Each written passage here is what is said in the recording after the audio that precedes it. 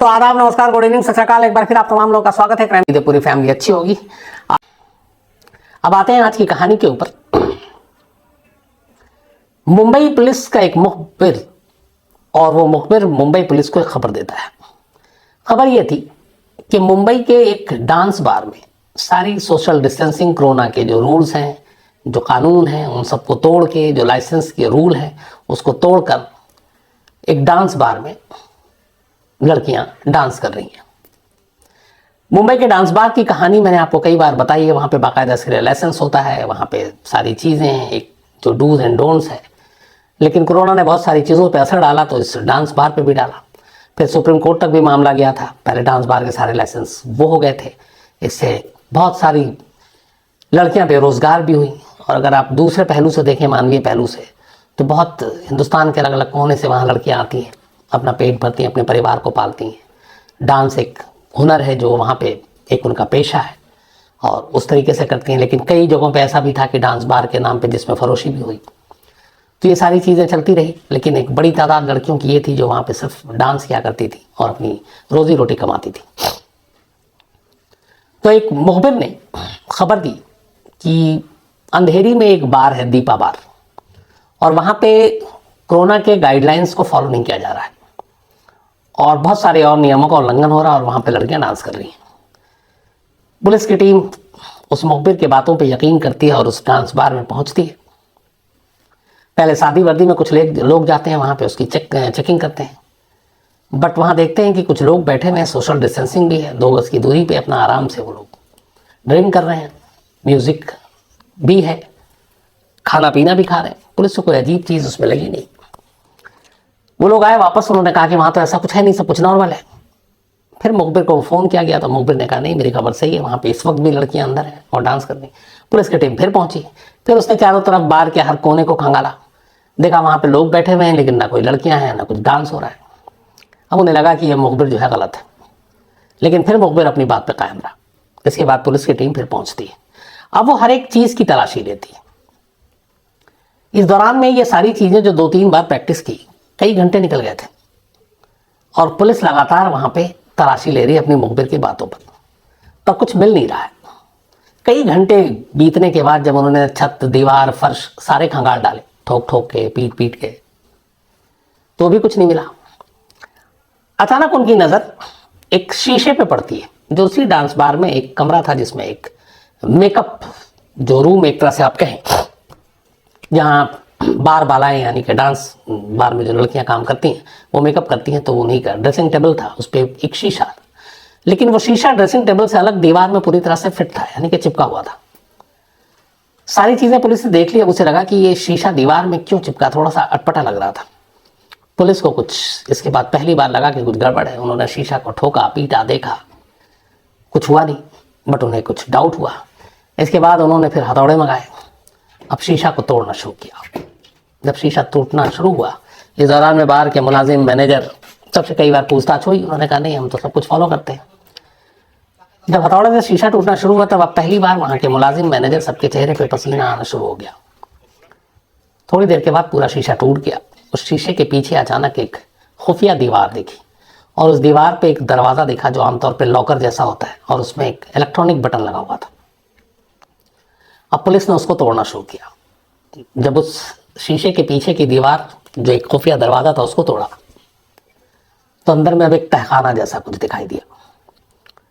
एक एक करके पुलिस वाले अंदर दाखिल हुए तो एक संकरी सी कॉरिडोर टाइप, अंदर गए तो देखा कि बाकायदा एक कमरा है और कमरे में 1, 2, 3, 4, 5, 6 नहीं, पूरी 17 लड़कियां मौजूद हैं। ग्राहक मौजूद हैं, जाम छलक रहा है, खाने पीने की चीज़ें हैं, म्यूज़िक है, बाकायदा स्प्लिट एसी लगा हुआ है। तो डांस बार असल में जहाँ पे होना चाहिए था वो उठकर तहखाने में आ गया था और सब कुछ तहखाने में चल रहा था। इसके बाद पुलिस एक एक करके उन सारी लड़कियों को बाहर निकालते हैं। वो जो ग्राहक थे उन्हें भी पकड़ा जाता है और तब पता चलता है कि एक नया धंधा है मुंबई में पुलिस की आंखों में धूल झोंकने का, कोरोना काल में भी अपने धंधे को चमकाने का, ताकि 2 गज की दूरी जो है वो पूरी भी ना हो और उनका काम भी हो जाए। अब 2 गज की दूरी ने 2 इंसानों के बीच एक तरह से कहें तो जो नज़दीकियाँ उसको फासले में बदल रखा है। लेकिन अब जहाँ डांस बार जैसे जगहों पे फासले तो चलते नहीं हैं, तो वहाँ फासले और नज़दीकी को कम करने के लिए ये शीशे की दीवार बीच में बनाई गई थी, जिसके पीछे एक तहखाना था और तहखाने के पीछे थिरकन थी और वहाँ तमाम लड़कियाँ नाच रही थी। तो खैर पुलिस ने फिर उन सबको गिरफ्तार किया और वहाँ से ले गए। ये तो रही एक पहलू कहानी की। कई बार, लगभग 10 बार तो मिनिमम, अगर मैं गलत नहीं हूँ तो, मैं हिंदुस्तान के अलग अलग रेड लाइट एरिया में शूट करने के लिए गया था। और जितने भी बड़े बड़े रेड लाइट एरिया, चाहे वो कोलकाता का हो, मुंबई का हो, दिल्ली का हो, तो इन जगहों पे पहुंचा। इनकी अपनी कहानी है, इसके ऊपर एक सीरीज़ भी बनाई थी मैंने, आप लोगों को बताया भी था, सहमी गलियां के नाम से। सोशल मीडिया पे आज भी पड़ा होगा, आप में से कोई अगर ना देखा हो तो आप देखेगा ज़रूर। तो ऐसी कई जगहों पे गया शूट के लिए, स्पेशल शूट के लिए, लोकल रिपोर्टिंग के लिए। दिल्ली में श्रद्धानंद मार्ग है, जिसको जीबी रोड भी जानते हैं लोग, और ये एक रेड लाइट एरिया है। इत्तेफाक की बात यह है कि उसी रेड लाइट एरिया का एक हिस्सा एशिया की सबसे बड़ी अनाज मंडी है, जहाँ पे सबसे ज़्यादा होलसेल में अनाज बिकता है। उसके थोड़ा सा आप राइट लेफ्ट जाएं तो होलसेल का एक और सबसे बड़ा बाजार सदर बाजार है, लाहौरी गेट। तो ये सारी चीज़ें आसपास में हिस्टोरिकल प्लेस है। तो पहली बार एक कमला मार्केट थाना है, जिसके अंडर में ये जीबी रोड आता है, वहाँ के एक एसीपी हुआ करते थे, उनसे दोस्ती थी। तो एक दिन फ़ोन आया कि हम लोग एक दबिश डालने जा रहे हैं, क्योंकि नॉर्थ ईस्ट की एक पेरेंट्स, एक फैमिली आई हुई थी, और उन्होंने कहा कि हमारी बच्ची है जो नाबालिग है, उसकी उम्र मुश्किल से 13 साल होगी, और उसको कुछ लोगों ने बहला फुसला कर नॉर्थ ईस्ट से लेकर दिल्ली आया और यहाँ किसी दलाल के हाथ में बेच दिया, और इस वक्त तो श्रद्धानंद मार्ग में रेड लाइट एरिया कोठे पे कैद है, तो मदद कीजिए। पुलिस की टीम ने पहले अपने मुखबिरों के जाल बिछाए, पता किया। जीबी रोड में भी डांस के लिए, मुजरा के लिए लाइसेंस है, जिसमें फरोशी के लिए लाइसेंस नहीं है, और माइनर बच्चियों के लिए जो बालिग नहीं है उनके लिए तो डांस और बाकी किसी भी चीज़ के लिए आप उस कोठे पे आप रख ही नहीं सकते। लेकिन एक कड़वी सच्चाई ये है कि पुलिस की ही मिली भगत से ज़्यादातर नाबालिग बच्चियां भी आपको यहाँ मिल जाएंगी। तो इस नॉर्थ ईस्ट की फैमिली की अपील पर, उनकी शिकायत पर पुलिस की एक टीम तैयार होती है, मुखबिरों का जाल बिछाती है। फिर पता चलता है कि फलाने नंबर, यहाँ कोठे का अलग अलग नंबर है, कोठे पर ये बच्ची कैद है, और इसको ख़रीदा गया, और जिस उस कोठे की मालकिन ने ख़रीदा है वो उसको जिस्म फरोशी के धंधे में उतारना चाहती है, और उसके ऊपर बहुत जुल्म हो रहा है। आपने अक्सर फिल्मों में भी ये सारी चीज़ें देखी होंगी। तो मुखबिर से ही पता चला बिल्कुल सही कि इसी कोठे पे है। इसके बाद पुलिस की टीम ने रेड डालने का फैसला किया, और फिर कुछ जर्नलिस्ट भी साथ हो लिए, जिनमें से एक मैं भी था। हम लोग उस कोठे पे पहुंचते हैं। अंदर पुलिस जाने के बाद सभी को, एक जो भी उस वक्त थे वहाँ पे, जो बाहर से बहुत सारे जो ग्राहक आए हुए थे वो भी थे, जो वहाँ पे सेक्स वर्कर थी वो भी थी, जो दलाल थे वो भी थे, जो मालकिन थी कोठे की वो भी थी। तो ग्राहक को तो एक एक करके पुलिस ने पकड़ा, नीचे गाड़ी में बिठाया गया। बाकी लड़कियों को भी फिर अलग किया गया, मालकिन को अलग किया गया, दलाल को अलग किया गया। अब कोठे की तलाशी शुरू हुई। छोटे छोटे दरबे नुमा कमरे हैं वहाँ पर, मतलब इतना समझिए कि बस शायद एक शख्स ही उसमें लेट जाए, और 2 से ज़्यादा तो सवाल ही नहीं है कि खड़ा भी रह पाए। बदबूदार, सीलनदार, मतलब वहाँ आपको 2 मिनट भी खड़े रहने का मन नहीं करेगा। लेकिन दुनिया के सबसे पुराने धंधे की ये सारी दुकानें तो चलती भी हैं। तो पुलिस ने एक एक कर सारे ऐसे दरबे नुमा कमरे की तलाशी लेनी शुरू की। करीब 1.5 घंटा बीत गया, हम लोग भी वहीं हैं, लेकिन वो बच्ची नहीं मिली। हर तरफ देख लिया, पलंग के नीचे भी देखा, बेड के नीचे देखा, अलमारी खोल कर देखा, नहीं मिला। पुलिस को भी लगा कि गलत खबर मिली है, सूचना गलत थी। इसके बाद पुलिस की टीम लौटने ही वाली थी कि तभी उसी कमला मार्केट थाने में एक सिपाही, जिसको करीब 3 साल हो चुके थे वहाँ पोस्टिंग के, उसने कुछ पुराने केस भी किए थे। उसने अपने साहब से कहा कि सर 1-2 जगह और देखते हैं, इनके यहाँ कुछ खुफिया तहखाने होते हैं। अब जब ये बात हुई तो सारे तहखानों को टटोलना शुरू किया कि कहाँ पे तहखाना हो। दीवारों को ठोका पीटा गया कि कुछ ऐसी होगी, पीछे अगर होल होगा तो आवाज़ आएगी। करते करते करते आखिरकार एक जगह दीवार पे जो पेपर वॉल होता है वो लगा रखा था, वो थोड़ा सा कुछ उभरा हुआ था, उस पर ठोका गया। फिर उस वॉल पेपर को फाड़ा गया तो देखा गया कि एक छोटा सा, जिससे एक आदमी एक बार में ही दाखिल हो सके, एक दरवाज़ा टाइप का है टिन का, उसको हटाया गया। बाकायदा रोल करते हुए, रेंगते हुए एक पुलिस वाला अंदर गया तो वहाँ दो तरफ दाएं और बाएं दो छोटे छोटे तहखाने थे, और उन तहखानों में उस वक्त करीब 6 से 7 बच्चियां और लड़कियां थीं, और नाबालिग ने उनमें 1-2 बालिग भी थी। पुलिस वाला उन सबको एक एक करके बाहर लेकर आया, तो पता चला कि जो नाबालिग थी उनको इस धंधे पे मजबूरन उतारने के लिए, उनके ऊपर जुल्म करने के लिए इस तरह कैद रखा जाता था, और जो बालिग थी उन्हें भी कुछ लोगों ने धोखे से, किसी ने मोहब्बत में मार धोखा खाया और बॉयफ्रेंड के साथ भागा, यहाँ लाकर बेच दिया। वो अच्छे घरों की लड़कियाँ, उसको जबरन कोठे की मालकिन जो इस धंधे में उतारना चाहती है और वो तैयार नहीं है, तो उसको भी सज़ा के तौर पे वहाँ बंद किया गया। तो खैर उस तहखाने से वो तमाम लड़कियाँ और बच्चियाँ बाहर आई, और उनमें एक 13 साल की वो बच्ची थी जो नॉर्थ ईस्ट की थी। इसके बाद मालकिन और बाकी लोगों को गिरफ्तार किया गया। बाद में उस बच्ची को उसके फैमिली को दिया गया। पुलिस ने एक प्रेस कॉन्फ्रेंस की, माँ बाप ने दिल्ली पुलिस को बड़ा थैंक्स भी दिया। फिर बाद में इसके बाद धीरे धीरे ये खुलना शुरू हुआ कि दिल्ली के जीबी रोड के हर कोठे पे लगभग कोई ना कोई खुफिया तहखाना है, जहाँ पे इस तरह की लड़कियों को, बच्चियों को कैद करके रखा जाता है। इसके ऊपर फिर बहुत सारे स्टोरीज की थी हम लोगों ने, लेकिन जो कुल मिलाकर सच्चाई सामने आई वो ये कि 2 ही चीज़ें थीं।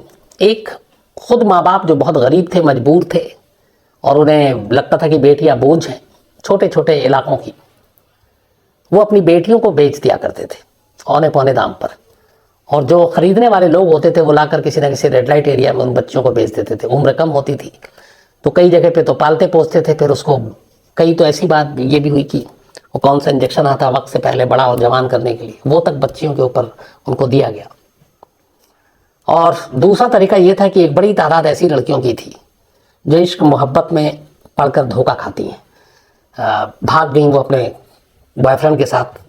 उसने सपने दिखाए कि चलो हम शादी करेंगे, शहर में रहेंगे, दिल्ली में, मुंबई में, कोलकाता में, और उन्हें पता ही नहीं यहाँ लाकर उन्होंने कब उसी के जिसके लिए उसने अपना घर छोड़ा वो उसको लाकर दलाल के हाथों बेच देते और भाग जाते। इसके बाद उस लड़की के ऊपर जुल्म सितम का एक लंबा जो सिलसिला है वो शुरू हो जाता, क्योंकि जो पैसे लगाता फिर वो पैसा वसूल करने के लिए किसी भी हद तक जा सकता। और यहाँ पे बहुत सारी ऐसी मालकिन कोठे की थी जो जुल्म की जो इंतहा करती थी। तो एक बड़ी तादाद ऐसी लड़कियों की थी। वक्त वक्त पर दिल्ली पुलिस या बाकी स्टेट की पुलिस ऐसे ऑपरेशन करती है, ऐसे लोगों को बचाती है, निकालती है। लेकिन आज भी हिंदुस्तान के ऐसे तमाम रेड लाइट एरिया में ऐसे बहुत सारे तहखाने हैं, उन कई सहमी गलियां हैं जहाँ पे ये बेबस, मजबूर, लाचार लड़कियां हैं, जिनमें से ज़्यादातर अपनी मर्ज़ी के ख़िलाफ़ इस पेशे में हैं, और एक बार अगर वो पेशे में आ जाती हैं तो फिर वापस लौटना भी नहीं चाहती हैं कि अब वो सभ्य समाज में, सोसाइटी में कैसे जाएं। माँ बाप को पता चला, पड़ोसियों को पता चला कि उनकी बेटी क्या करती है, तो वो सर उठाकर जी नहीं पाएंगे।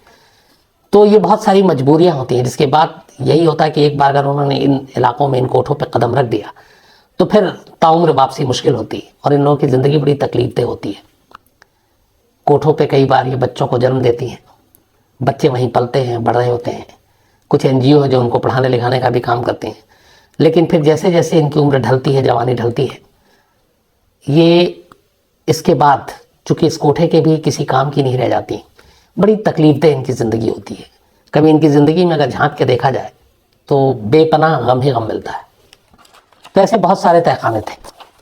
आज पता नहीं क्यों ये जो कहानी आई थी मुंबई की, तो मुझे लगा कि मैं कोई कहानी सुनाने की बजाय जो अपनी ये चीज़ें आपसे शेयर करूं जो मैंने खुद देखी थी, और इसीलिए ये सारी चीज़ें आपके सामने रखी। अब ख़त्म करूं उससे पहले, आज राशिका जी का जन्मदिन है, तो हैप्पी बर्थडे राशिका जी। इसके अलावा प्रशांत राणे जी की वाइफ का भी आज जन्मदिन है, तो हैप्पी बर्थडे। ये बुलंदशहर नरसेना से हैं।